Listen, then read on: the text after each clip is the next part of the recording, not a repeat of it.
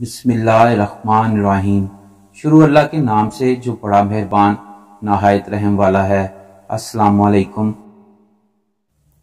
حضرت موسیٰ علیہ السلام کوہ طور کی طرف جانے لگے تو راستے میں ایک شخص ملا جو کہ اپنے وقت کا رئیس اور صاحب ثروت آدمی تھا۔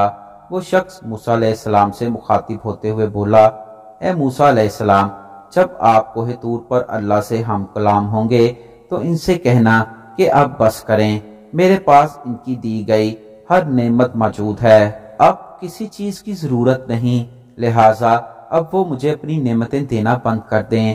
موسیٰ علیہ السلام نے اس بات میں سر ہلا دیا اور آگے بڑھ گئے۔ کچھ دور گئے تو کیا دیکھا، ایک نیم برہنہ متروک الحال شخص بیٹھا ہوا تھا جس نے اپنی شرمگاہ کو ریت میں چھپایا ہوا تھا۔ وہ موسیٰ علیہ السلام سے گویا ہوا، اے موسیٰ علیہ السلام، اللہ سے کہنا میری طرف بھی کوئی نظر رحمت کریں، دیکھو میں کس حال میں بیٹھا ہوا ہوں، نہ تن پر کپڑا ہے اور نہ پیٹ میں کوئی نوالا، زیر آسمان رہتا ہوں اور سکون نام کی کوئی چیز میری زندگی میں نہیں ہے۔ آپ علیہ السلام نے اس کی بات بھی سنی اور کوہ طور کی طرف روانہ ہو گئے۔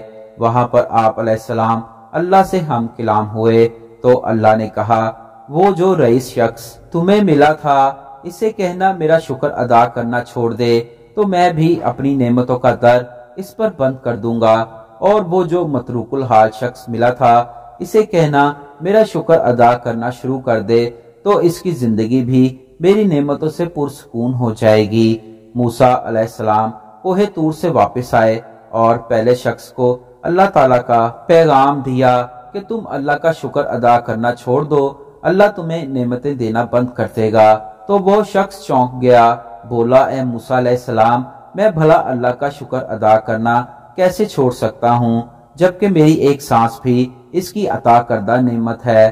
اس کے بعد آپ علیہ السلام دوسرے متروک الحال شخص کے پاس گئے اور اسے بھی اللہ کا پیغام دیا کہ تم اللہ کا شکر ادا کرنا شروع کر دو تو سب ٹھیک ہو جائے گا۔ وہ حیران ہوا، بولا، اے موسیٰ علیہ السلام، میرے پاس کچھ ہوگا تو میں اللہ کا شکر ادا کروں گا، آپ علیہ السلام ہی بتا دو، ریت سے میں نے اپنا جسم ڈھکا ہوا ہے، صبح سے اناج کا ایک دانہ میں نے نہیں کھایا تو اس میں بھلا اللہ کا شکر ادا کیسے کروں؟ اتنے میں تیز ہوا چلی، ریت اڑی اور اس کا پورا جسم برہنہ ہو گیا۔